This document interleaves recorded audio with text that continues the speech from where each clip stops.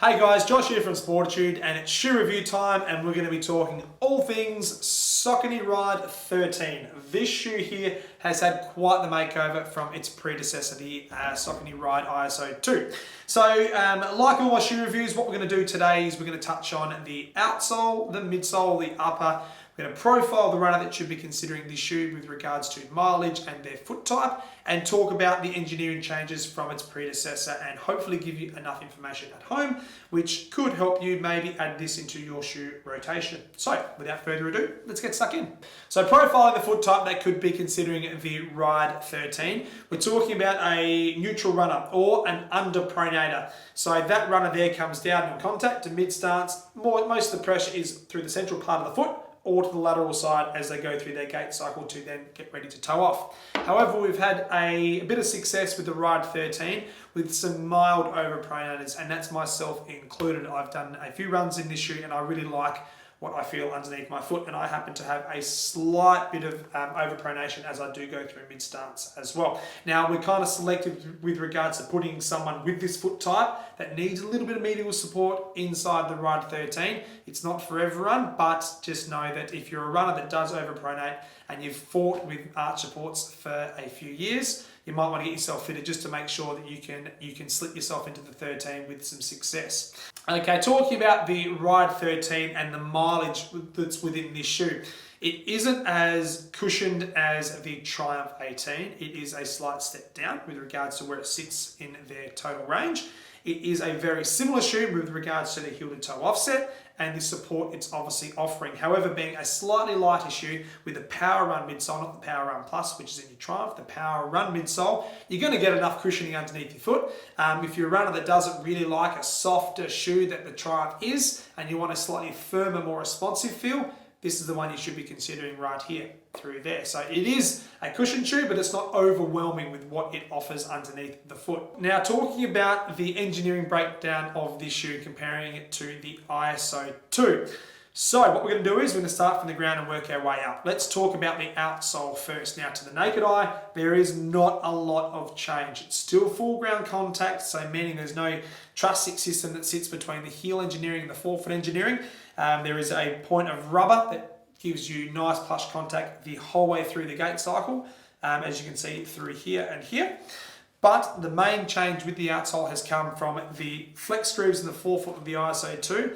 Through here is all of that crystallized rubber, which Saucony used for a couple of seasons there with Triumphs and some other shoes as well. So they have removed the crystallized rubber and they've gone with the blown rubber, which is pretty traditional and very common with mileage running shoes out there.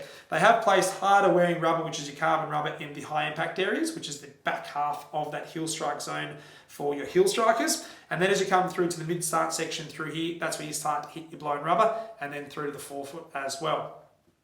With regards to the flex grooves, it is literally identical to what was on offer last season, as you can see through there. So the same amount of flexibility is on offer through here, which is great. So they haven't really tinkered too much with the execution of the outsole. They've just changed the materials. The only piece of feedback I give is I felt this to be a little bit more flexible, which I kind of like as well.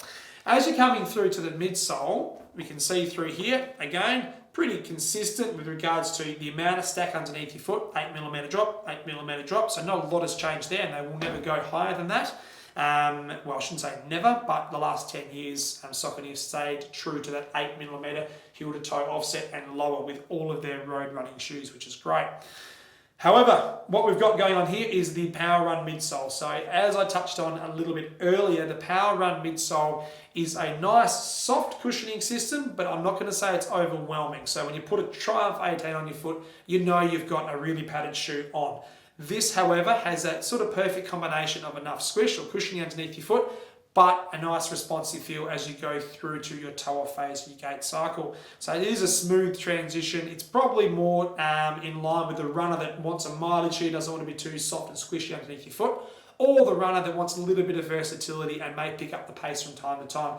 This could easily be used as a tempo shoe for someone that wants a little bit more support underneath their foot in comparison to your traditional tempo shoes, which are a fraction lighter as well.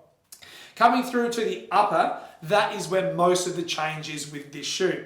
So, ISO 2. it was a miss. Let's be honest, I didn't personally mind it, but it was a miss. So Saucony just, look, you've got, I tip my hat to brands that do change engineering with their running shoes. In this instance, it was kind of an alteration in the upper. Look, the feedback was pretty consistent and it was overwhelming that we just do not want ISO locked down in their running shoes anymore. The feedback was that people weren't getting the security they were offering up top, and it just wasn't working for them. So they went back to almost like a traditional concept with their lacing system. So you just got your eyelets, you got 3, 4, 5, 6 eyelets on offer down the lateral and medial side. This shoe does come in widths being a D and 2E men's and a B and D ladies. So there is that variety to get the right fit pending the store you go to. And us, we do have the widths on offer, so you can really dial in on that width. But in terms of that ISO fit, out the window, see you later, and I've just gone back to a more traditional structure and design through here. I need to say it is a very good upper. Now, I like to pay credit to when credit is due. I love what's going on up top through here. It's probably my favourite feature. So an internal heel counter that sits at the back. It's nice and deep, secured and structured. There is just the right amount of memory foam on the inside. Probably a little bit too much in the ISO 2. Felt like my heel was being swallowed by foam.